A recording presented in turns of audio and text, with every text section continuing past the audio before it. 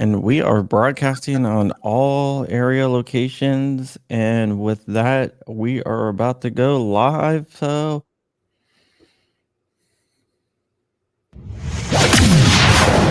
This is Virginia Reloaded, presented by Gun Owners of America, fighting for your rights in the Commonwealth and beyond.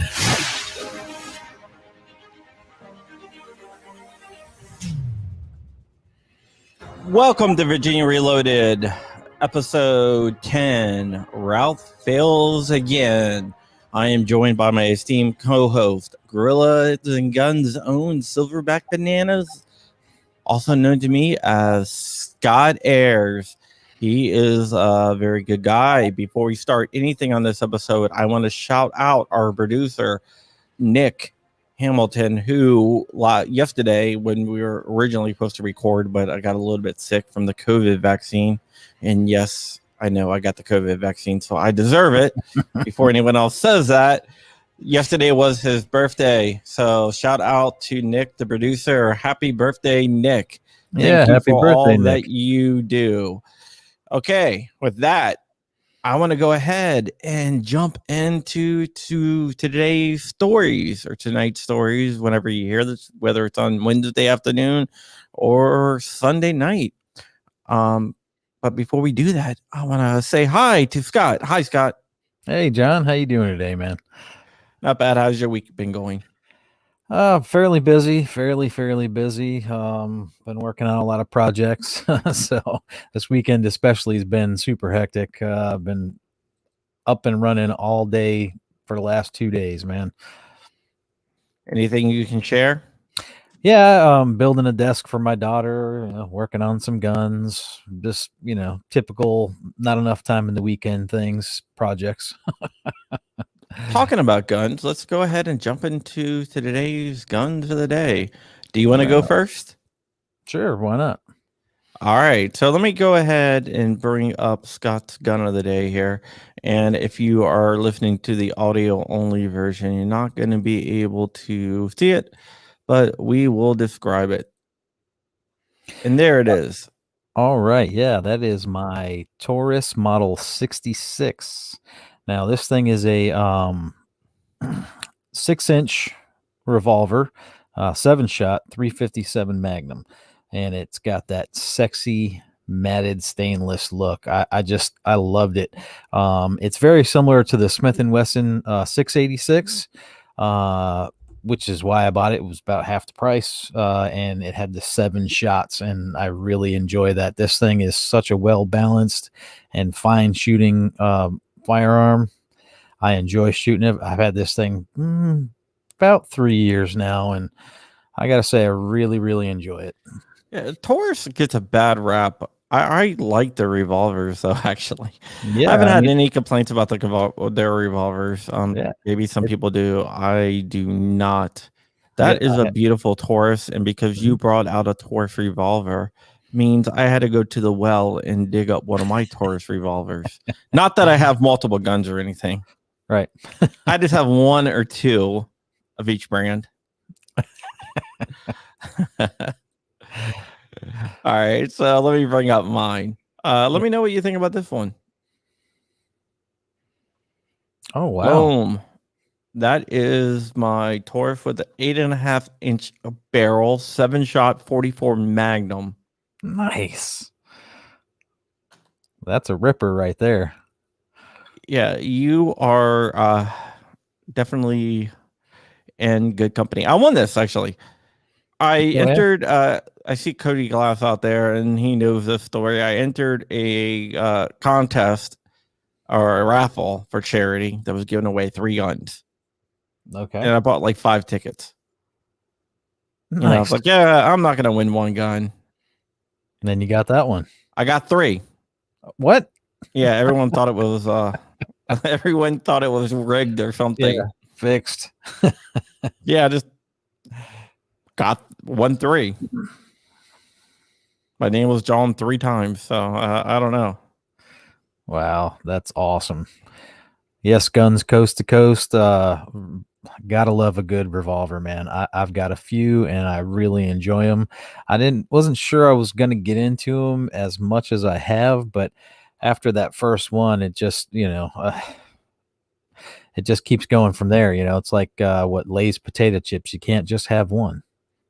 Yeah. Yeah. Cody Glass is saying another raffle story. No, that's the same one I've told you. I was talking to him and I'm like, I won something. I'm like, I won again. Like, I won Nice. again.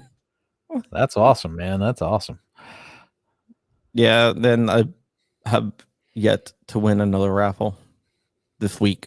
But no, I got a huge collection of revolver. I wouldn't say huge. I got a sizable collection of revolver from Smith and Wessons, to Tauruses to Colts. Mm-hmm. Nice. I got a Colt old 38 Snubby. Love it. Yeah, I have a few. I actually have one that I carry sometimes as my my daily carry. And that is my 442 air rate weight. Nice. From the Smith and Wesson Performance Center. Mm-hmm. Those are the ones that are made out of the air grade aluminum, right? Aircraft grade aluminum. Yeah. Yep. Yeah, they are. And they are pretty nice. Yeah.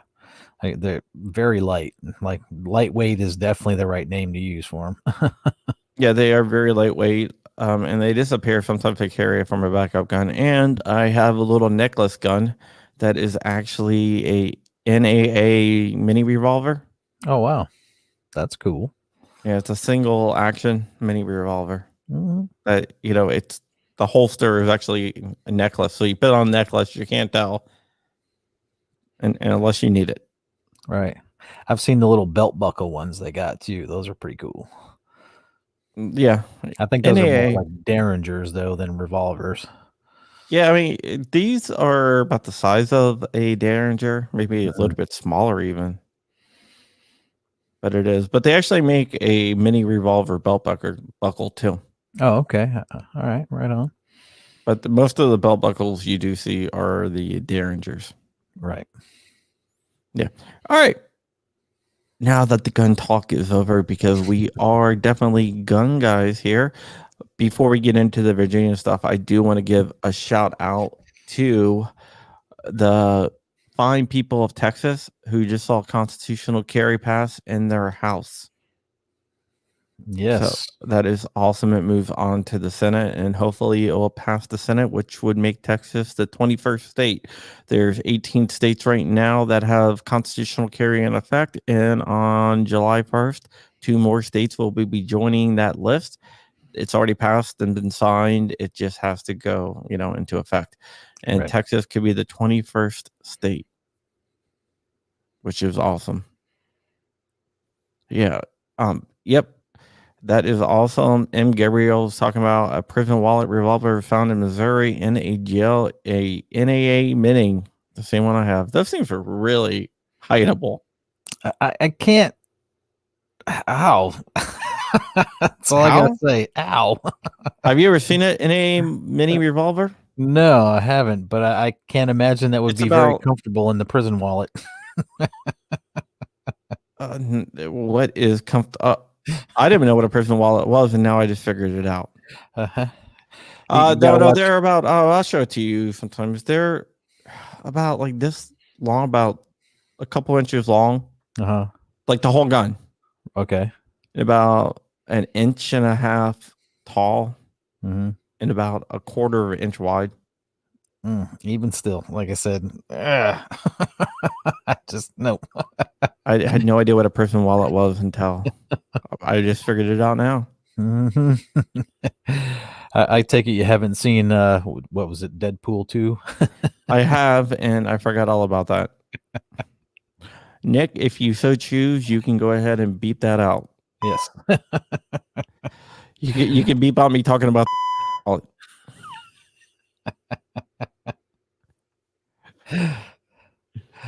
Oh, wow. Good times. Yeah. Cody Gillis is saying Virginia would be like the 40th to do constitutional carry. But there was a couple constitutional carry bills that were up this time. Neither of them made it through the House or the Senate or whatever. But, it's the start. You got to start introducing them. Remember, in the early 90s, there were like no states with a concealed carry, or at least in the late 80s, there was no states with concealed carry. And now all 50 states have some form of concealed carry. Right. So you got to start somewhere. And now there's 20 states with constitutional carry, which is awesome. And wasn't Vermont the very first state to do constitutional? Yeah.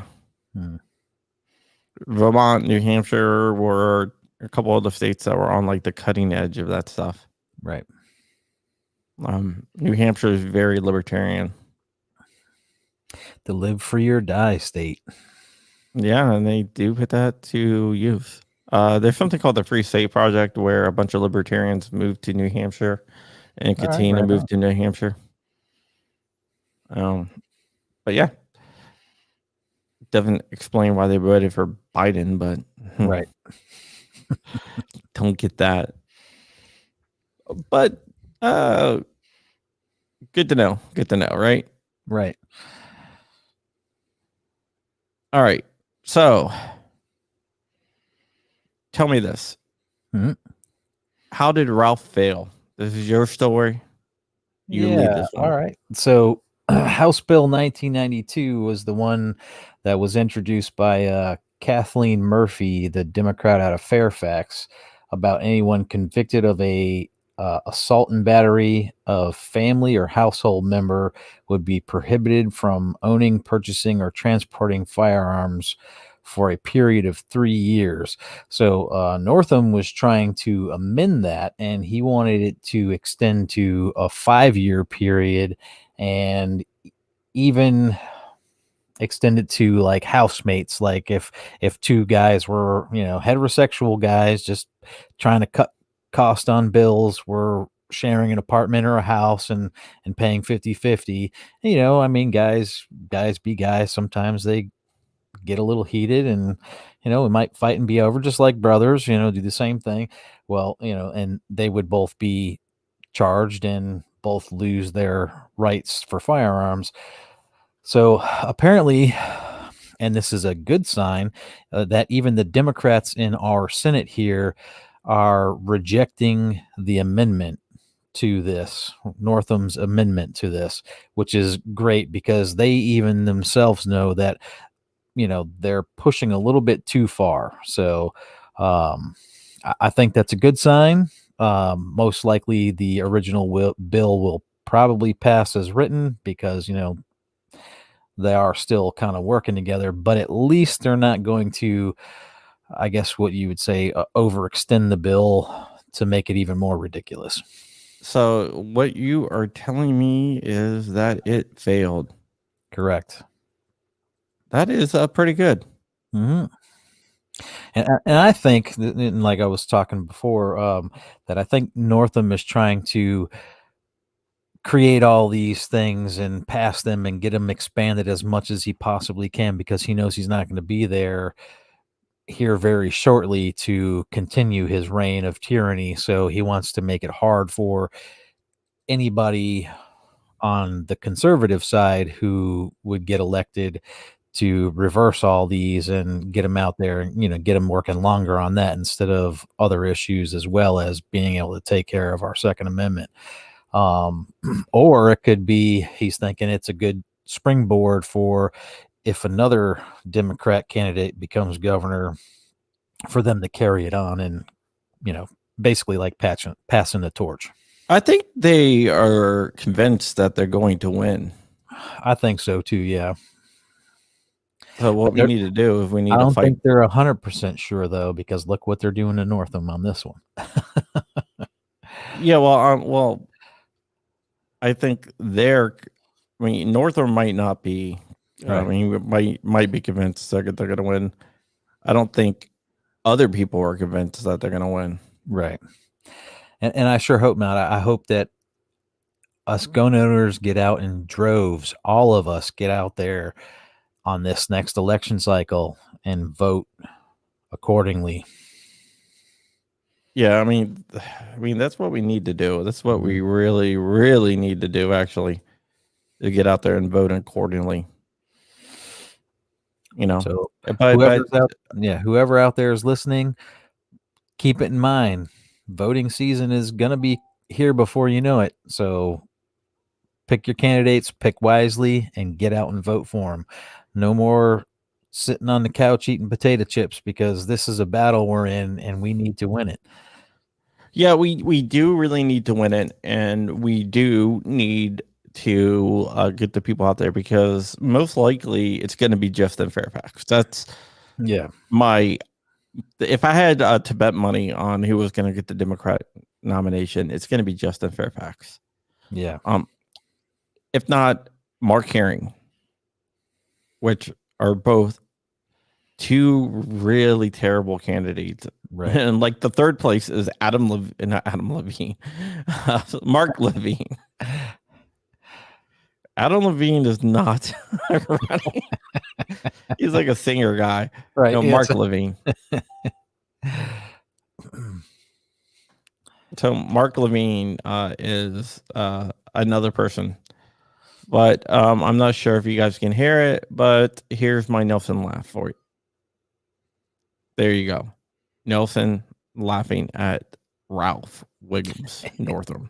Nice. No, yeah, Northam cannot run again. Right. And that's awesome. In Virginia, you cannot run consecutive terms. Like, he cannot run this time, but then can come back later on and run. You just can't have consecutive terms. I do see Safety Harbor Firearms out of Florida there, and they make some really incredible stuff.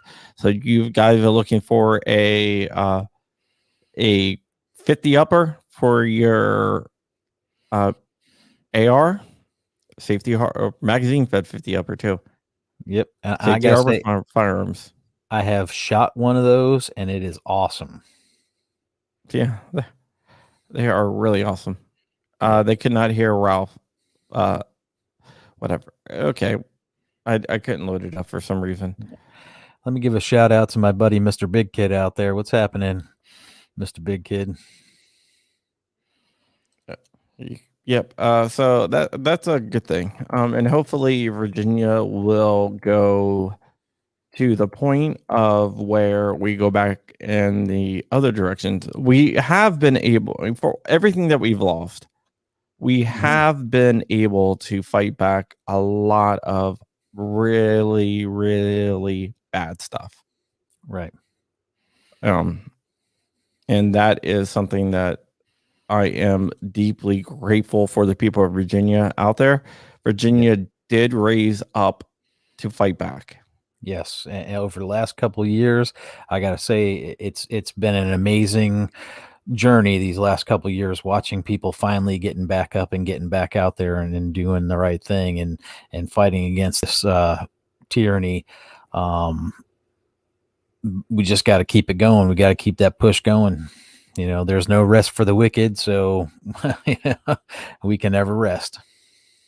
Yes, we can never rest. Just remember, sorry, my computer's going crazy, and you guys probably can't even hear what it's doing. But whatever. Yeah. So we got to keep pressure on Virginia, and we kind of have to morph the pressure to the national level. Yep. Because that's where the next battle is going to be. Indeed. With the legislature basically almost done or close enough to done, it's time to go ahead and go to the national level and defeat stuff at the national level. Right. Join the GOA, get on their email list. They'll email you the alerts where you can send emails to your senator, state representative, congressman, all that. Go ahead and sign them and send them on. I mean, it's easy. It takes only a couple seconds. Actually, I did one just before we got on here. It took me about I don't know, 5 seconds. I clicked an email, read it real quick what it was about, and I went ahead and filled out my name, read the email that was going to be, the pre-written email that was going to be sent it off, and I sent it off. Boom, done. Easy, easy, easy.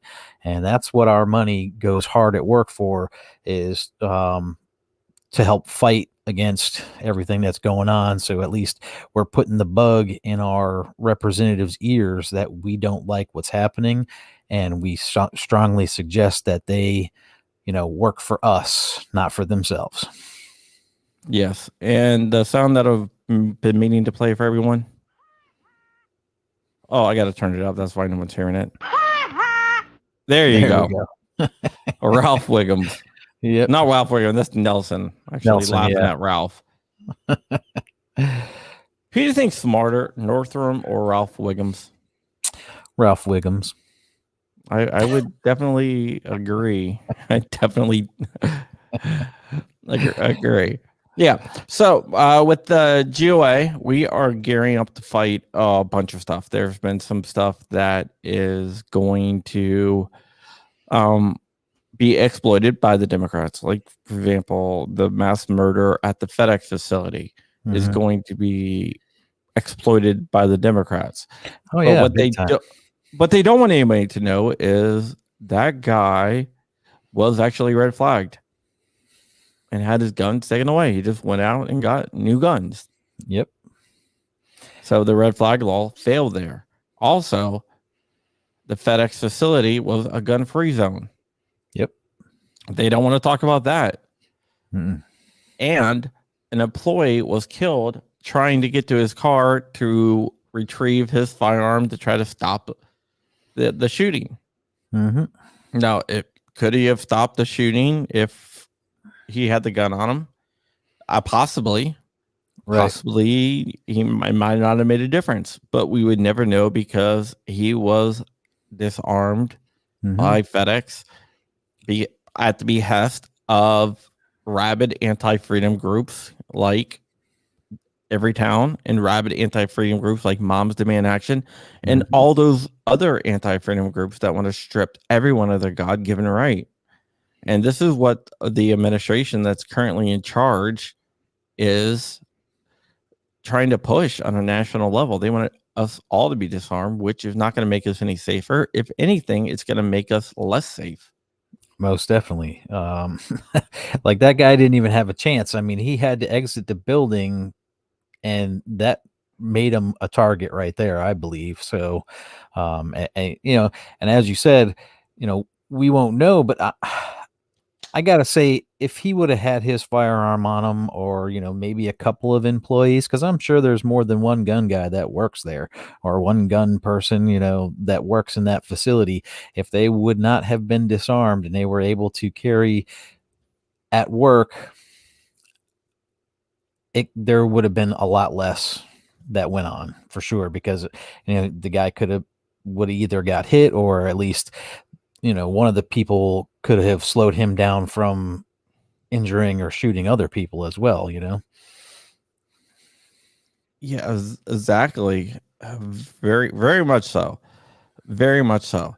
So don't let anyone try to guilt you into becoming anti-gun, because the facts just don't line up. Facts don't care about feelings, as Ben Shapiro likes to say. And on my other YouTube channel, I had a guy on from Texas. And he was one of the licensed to carry instructors that was going against constitutional carry. So I asked him, well, why are you against constitutional carry? And he basically said, oh, because it's going to make us less safe.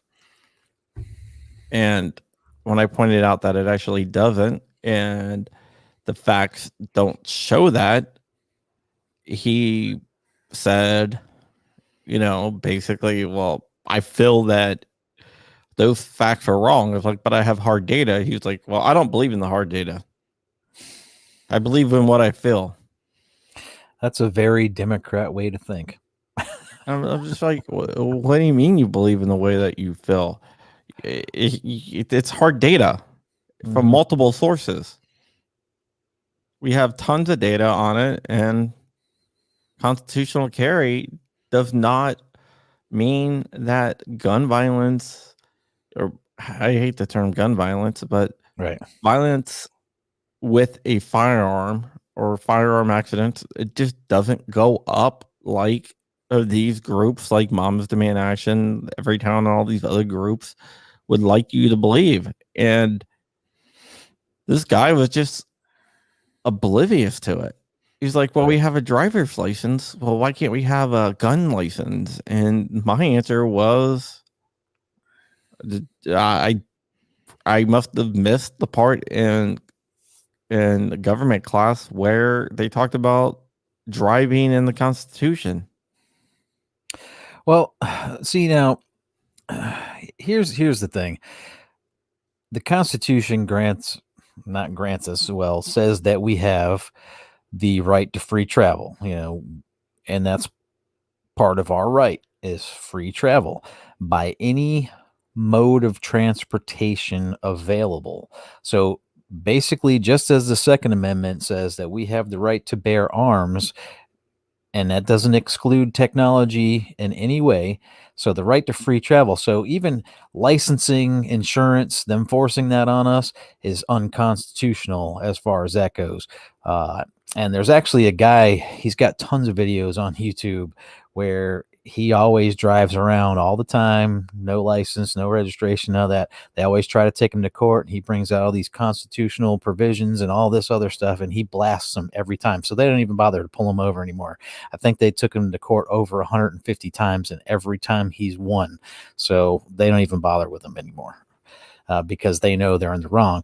Now, the DMV came about basically as another way to make money for the state, for the government, more licensing, this, that, and the next thing. Oh. So, that's really what that's all about. So. Well, getting back to guns, people don't realize the ATF was not out of the FBI or any law enforcement agency, was out of the Treasury. Mm-hmm. The ATF was a taxation organization. Mm-hmm. And it remained that way up until very recently in history. I mean, before I was born, but still, in 1955, it was still under the Treasury instead of the Department of Justice, for example. There was a decision about Gatling guns made back in the late 50s, saying Gatling guns are not machine guns. And that was made when the ATF, the precursor of the ATF, was still under the Treasury. That's why trigger cranks are not machine guns. You can have a trigger crank because it's technically not a machine gun due to that ruling. Right. So because I thought when they did the bump stock ban, trigger cranks was part of that ban. No. Okay. So that got wiped out. Okay. Trigger cranks are still legal. Okay. Unless it's electronically driven. Okay. Like, for example, a minigun, for example. Right. That is electronically, because you pull it on the trigger and it's a trigger crank, but it's electronically being actuated. Yeah, because I mean, trying to hold a gun and use that trigger crank, what are you going to hit? David Chipman said he's going to go after trigger cranks, so because they're used in a lot of crimes. Really? Somehow I doubt that. Yeah. What you might be thinking of is during when that madman shot people from the Mandalay Bay during the country music festival. Originally, they said he used a trigger crank, but then they came out and said it was a bump stock. Right. Okay. Yeah. So that's probably what you're thinking of. But David Chapman is definitely going to go after trigger cranks. He's going to go after several different things. One of the David Chipman. One of the interesting things about David Chipman is that he says that magazines should be treated the same way as machine guns. High capacity magazines. I say that with a finger quotation mark. Yeah. He thinks everything should be regulated like a machine gun. That guy is just nuts. Well, his reasoning is since high capacity magazines with finger quotation marks again speed up the rate of your fire because you don't have to change magazines as often. It's basically a machine gun. That is the most ridiculous and absurd notion I have ever heard. Yeah. And over at ammoland.com, I wrote an article and I posted something that he wrote back in 2000. What is it? 2018 when for Giffords, where he was talking about the different things that they need to regulate. And one of the things Chipman said that he wanted to regulate was trigger cranks, and regulated by just changing the definition. And also magazines. You can just change the definition of machine gun to include magazines. Therefore, you can ban it. And trigger cranks. Before you know it, anything that's semi-automatic will be a machine gun as well. Yeah. Yep. So this is what he wants to go after by just redefining stuff. And this is in his own words. And this is what basically he says. And also, just to throw that out there, trigger cranks are illegal in Virginia. They were banned. So if you're in Virginia, since this is Virginia Reloaded, and you're going to buy trigger cranks, you're not going to be able to buy them, right? At least in Virginia. So I didn't know that, so I'm glad you said something about it. Yeah, you can't buy trigger cranks. They banned them when they banned the bump stocks in Virginia. Right. So I mean, not that I want one, because like I said, I've watched videos where people are using them, just showing them off. And I mean, I don't, but it still shouldn't be banned. You know, if somebody wants one, they should be able to get it. Yeah. Another thing that he's going to go after is high capacity shotguns. And he defines high capacity shotguns of holding more than 12 rounds or more. Even so, like, go ahead. Even if they're a pump shotgun. So a lot of those guys that do competitions, like the 3 guns, they use the extended magazine tubes in there. So basically, their shotguns are going to become illegal. That was, yes. Basically, he thinks that people use those because of 1994 under Bill Clinton, the Armstyle Striker, which is also known as the Street Keeper or Street Sweeper. Right. Yep. Safety Harbor Firearms says when you put a high capacity magazine in a bolt gun, it's now a machine gun. David Chipman thinks so. Right. The Street Sweeper. So he sees all shotguns, no matter if they're pump or semi-automatic, with 12 or more shells as Street Sweeper variants, which is kind of stupid. So he wants to use the law that bans street sweepers, or actually mark street sweepers as destructive devices, and mark all shotguns holding more than 12 rounds as destructive devices. Wow.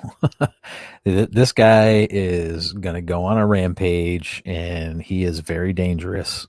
Yeah, he also talks about how they don't have a sporting purpose, and the law says they have to have a sporting purpose. The sporting purpose clause is for importing of firearms. Mm-hmm.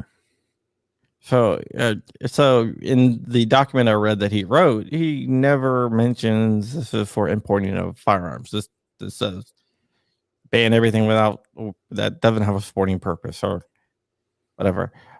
He's going to go after. Okay, I'm gonna have to explain this after I say it, because I'm gonna use his words.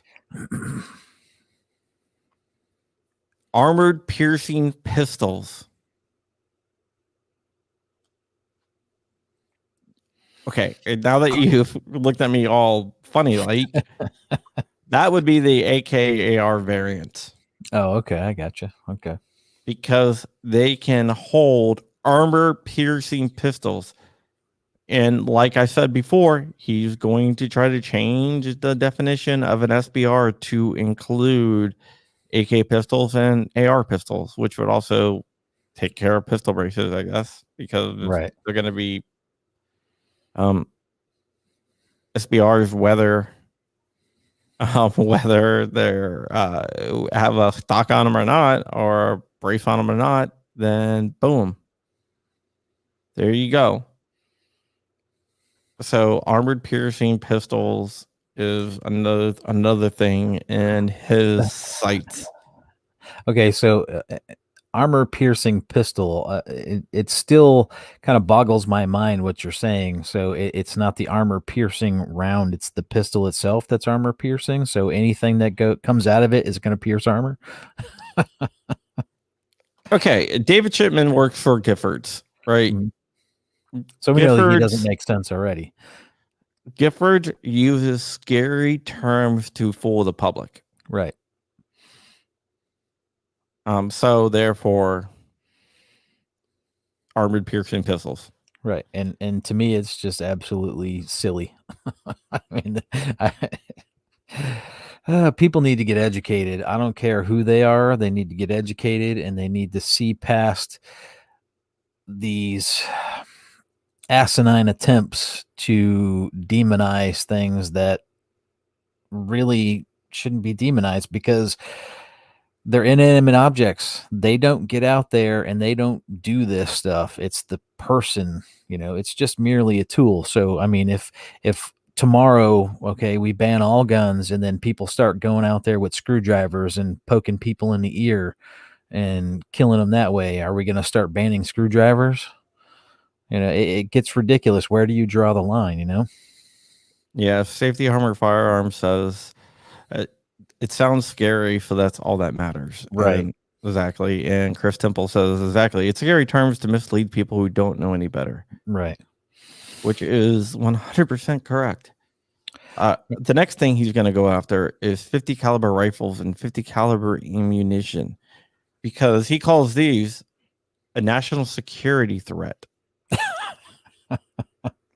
That's right, because they can shoot down helicopters. Well, in the document, he talks about them being used to shoot down helicopters and to destroy satellite dishes. Okay, so radar dishes. Sorry, not satellite dishes. Radar dishes. Okay. And this is kind of funny because he fabricated a story where the Branch Davidians shot down 2 Texas National Guard helicopters with a Barrett 50 cal, which didn't happen. Right. I don't think there was any Barrett 50 cals found in the compound. I don't know, but for the recycling that old myth that he created himself in this document, what he wants to do is mark all 50 cal ammunition as destructive devices and charge a $200 tax stamp per round.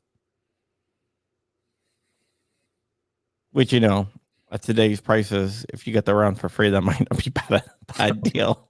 Right. But yeah, so that is one of the other things. And also any rifle capable of firing a 50 cal would also be marked as a destructive device. So Safety Harbor Firearms, that makes a 50 cal upper receiver.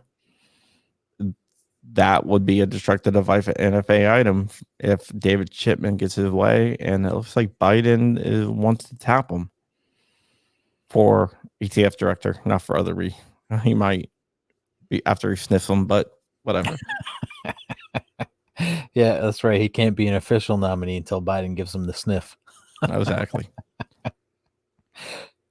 He also wants to ban tracer rounds and incendiary rounds.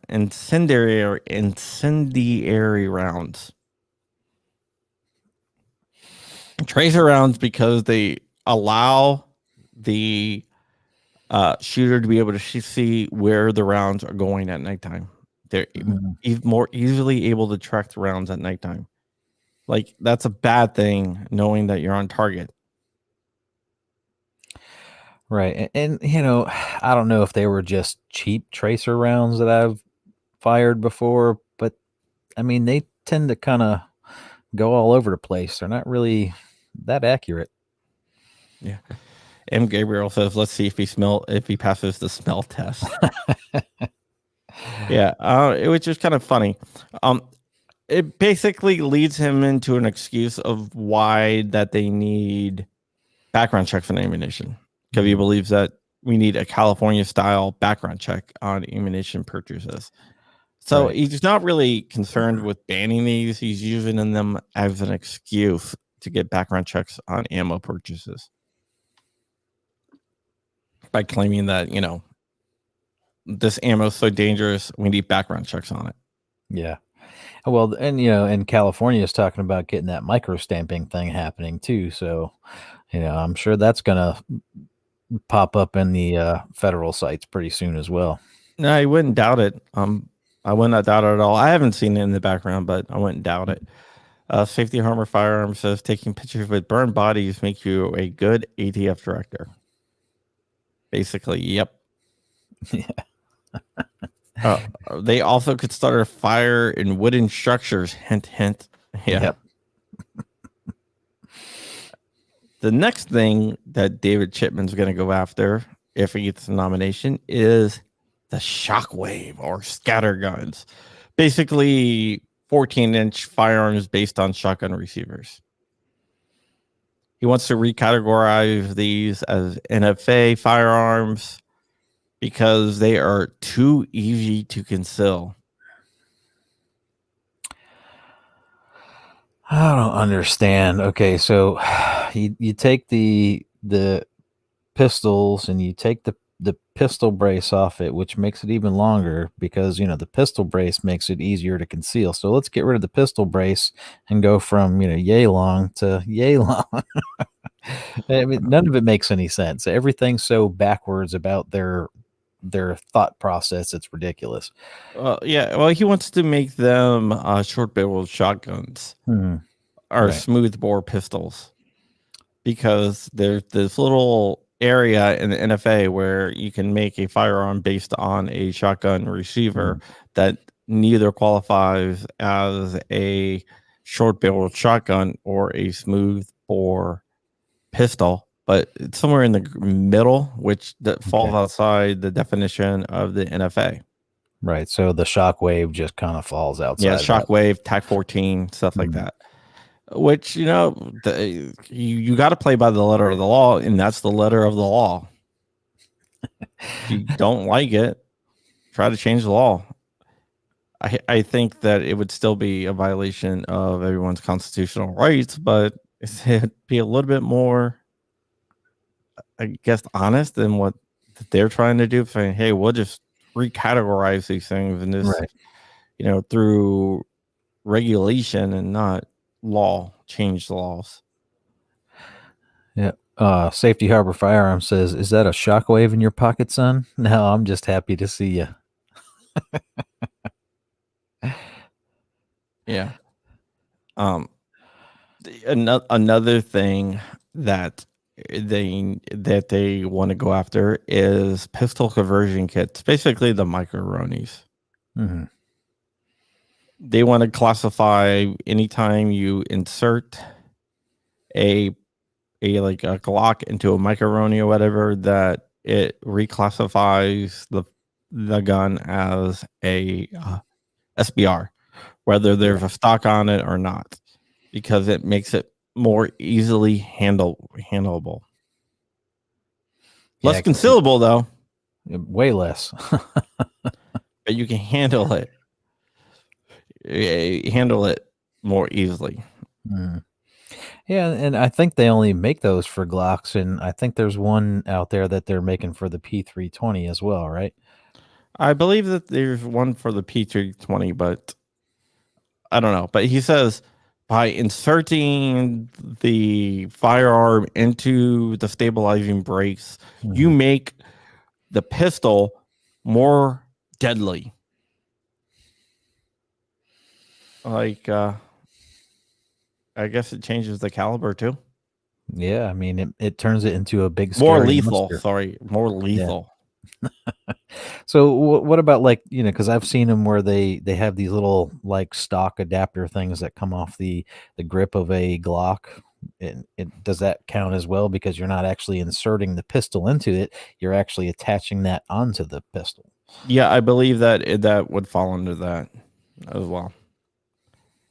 Basically, if you have David Chipman, everything would fall under it. Your freaking puppy would fall under it. If you name your puppy Smith and Wesson, yeah, that damn thing's gonna be banned. Mm-hmm. You have to fill out some NFA paperwork for them. NFA paperwork on your Pekingese. Yeah. Then we get into the assault poodle. The assault poodle. Then we get into the large capacity. Oh, and detachable magazines. I forgot about that one. Detachable magazines should be considered the same as machine guns. Oh boy. So you can't have a detachable magazine either. So there you go, people. And this guy isn't the most extreme person that Biden could pick for the ATF head. And the current ATF head resigning effective May 31st. Oh, wow. Regina Lombardo, yeah, she turned in her resignation a few days ago. So when somebody gets nominated or becomes the director, do they have like a term limit, or can they just be in there as long as they want? They serve at the president's leisure. Okay. Which means they will stay as long as the president wants to keep them. If Biden gets reelected and David Chipman gets confirmed, we could have David Chipman in there for 8 years, and I believe that he would stay for 8 years because he hates guns that much. Right. Oh, but he's a gun guy. He's not a gun guy. I know. Marvin Richardson has not tenured his resignation. He's probably going to step up and take over for Regina until they get someone confirmed. But Marvin Richardson is the acting assistant director of the ATF.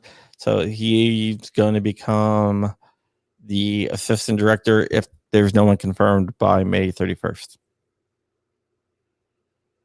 So that's what's going on with the ATF.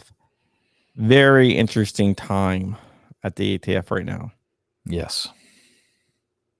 Especially with all the new plans about going after certain things. They went after a solvent trap company recently here in the last week. But with that, I believe solvent traps, suppressors are covered under the Constitution. But this company was kind of playing fast and loose a little bit. Mm-hmm. At the president's pleasure. Yeah, they're right in leisure. I don't know. I'm tired. Man, I was sick all last night. That's why we didn't do the show last night. I'm still recovering. But there's a solvent trap company, right? They made a solvent trap, and they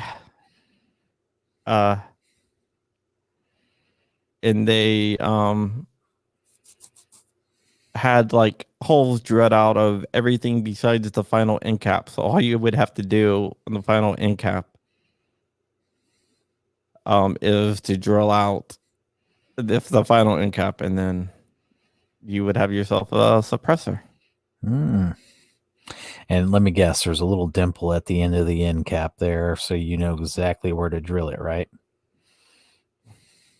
I don't think it had a dimple, though. Right.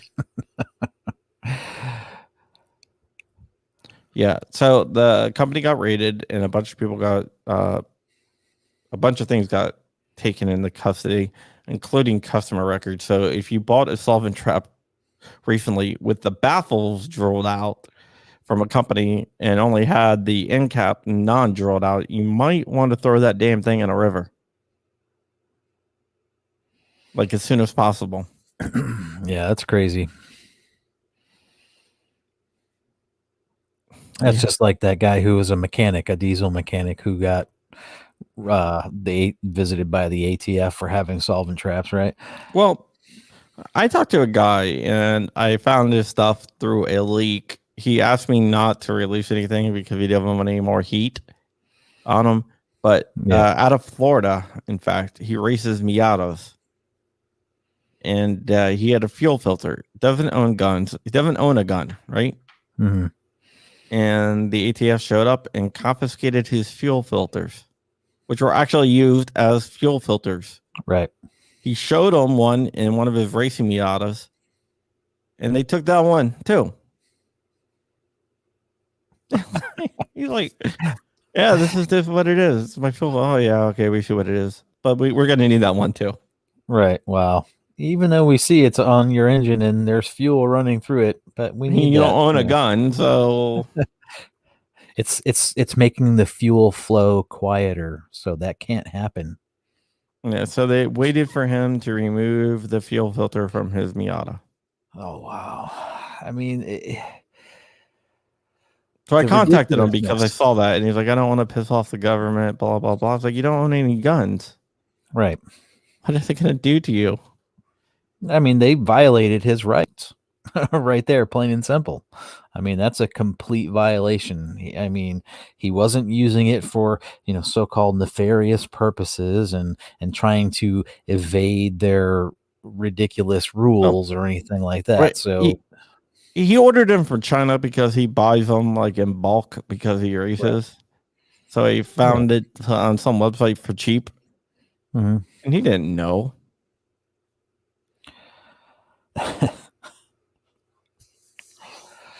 Oh boy. Like, That- again, like I said, where does it stop? Where do you draw the line? Yeah, I really wanted to drop a story on that, but I didn't. I didn't want to bring him any heartache Right. because he didn't do anything wrong, and I could understand being afraid of Big Brother, especially when you've never dealt with him before, Right. and all you want to do is be left alone. Yep. Man just wants to race his cars, man. I mean, what the heck? So he was going to pay a little bit more and buy them in the United States instead of finding cheap sources. Right. So, I mean, if he even the ones made in the United States, he's not going to get in trouble for those. Because they got him, they basically accused him of importing suppressors. Oh, okay. But they said, just buy them in the United States, we'll leave you alone. So that's what he's going to do. All right. Well, I mean, hey, that's good for at least U.S. manufacturing.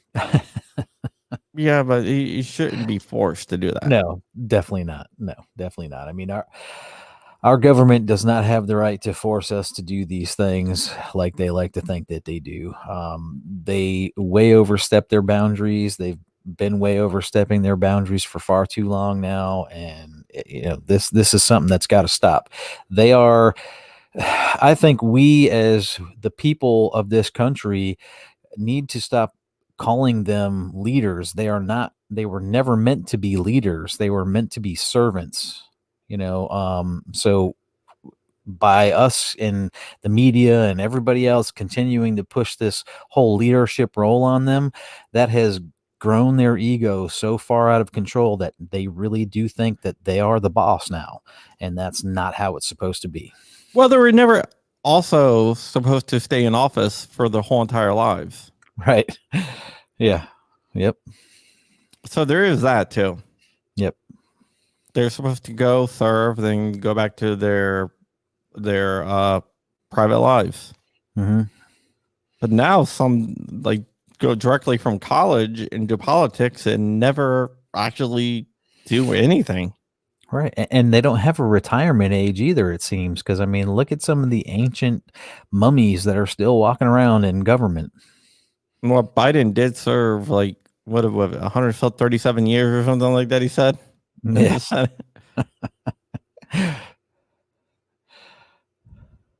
What is Crazy. it? Nancy Pelosi's been in there since like 1820. Maybe sooner. Yeah. I think Feinstein actually dated Ben Franklin when they were both youth in high school. Could be. Very well could be. Yeah, a lot of them are really, really old. Yeah, and old and very out of touch. Well, you have the old and very out of touch. Then you have the young and very Out of touch. communist. Yes, socialist communists. Yes, they're still out of touch. Especially with what this country is supposed to be. Yeah. Um, it's a scary time, man. It's a scary Mhm. time. But a good thing is GOA is fighting for your rights. Yep. And GOA is fighting for your rights in the state of Virginia and beyond. All over the country, GOA is fighting legal battles. We are in the courts. We won a big bump stock case recently. Um, and we are fighting in Washington State, Michigan. We got lawsuits all over the place. Ohio, everywhere, man. We are all over the place fighting unjust laws and draconian rules set upon your freedoms. So GOA is fighting all over the place in the court system. We are also lobbying hard on Capitol Hill and also state capitals as well.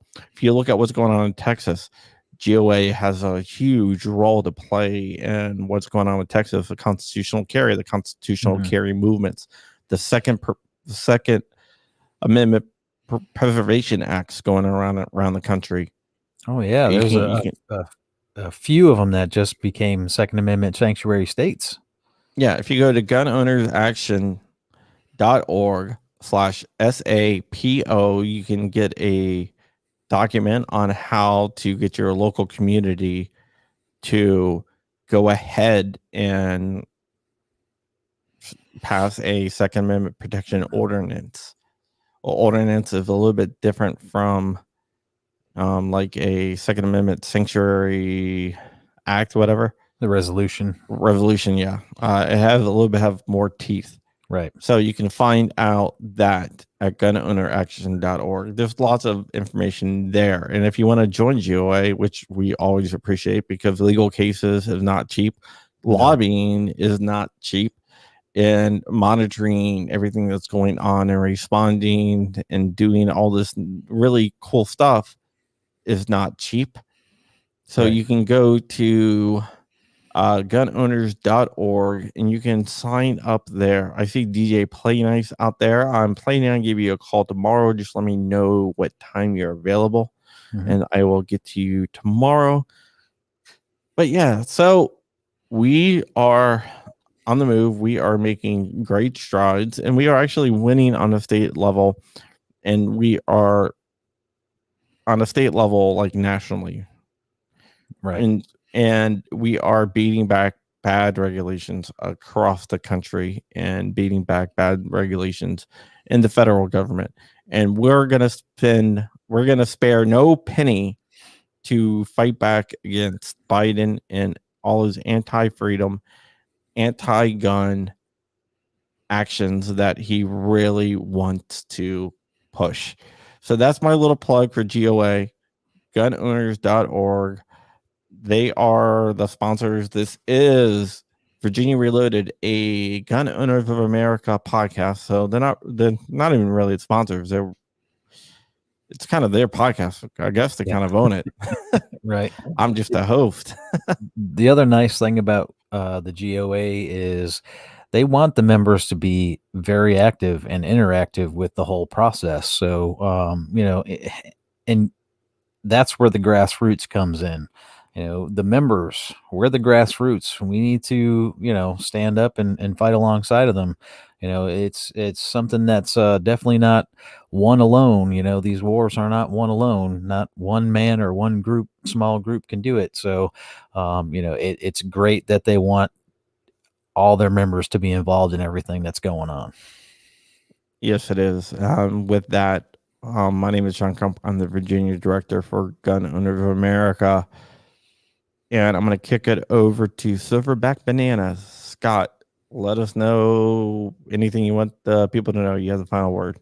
All right. Well, You can find me here on YouTube. You can find me with John on the Virginia Reloaded podcast every weekend, usually on Saturdays. We might switch the days up here and there depending on how we're feeling or if something's going on. But like I was sick last night. Yep.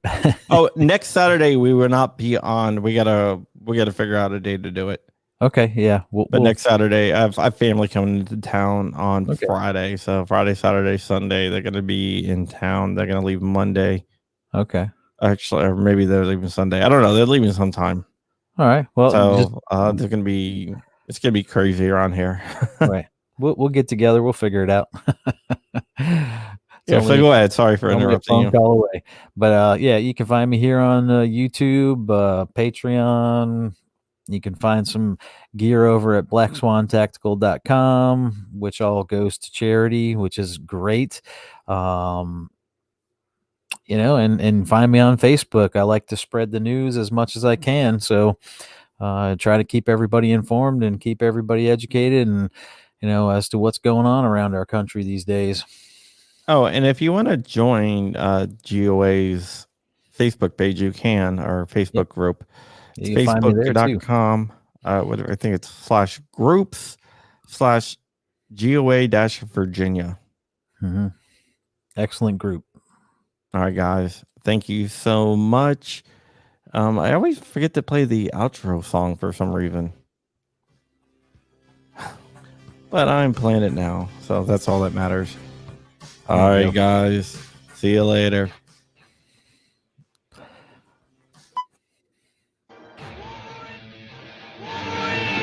All right, there it goes. Hold on, let me start this back. Nick, edit this up, please. This has been Virginia Reloaded, a Gun Owners of America podcast. Tune in weekly for the latest gun news from the Commonwealth and beyond. Check out Gun Owners of America at gunowners.org.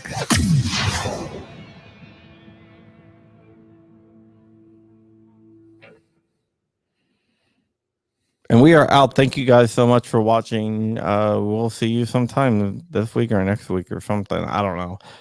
But the audio only version of this, in case you missed anything, you want to listen to it on Apple, iTunes, whatever, or Google Podcast or any of those other platforms, Spotify, whatever, you can, or you can go to Captivate FM and we are there as well.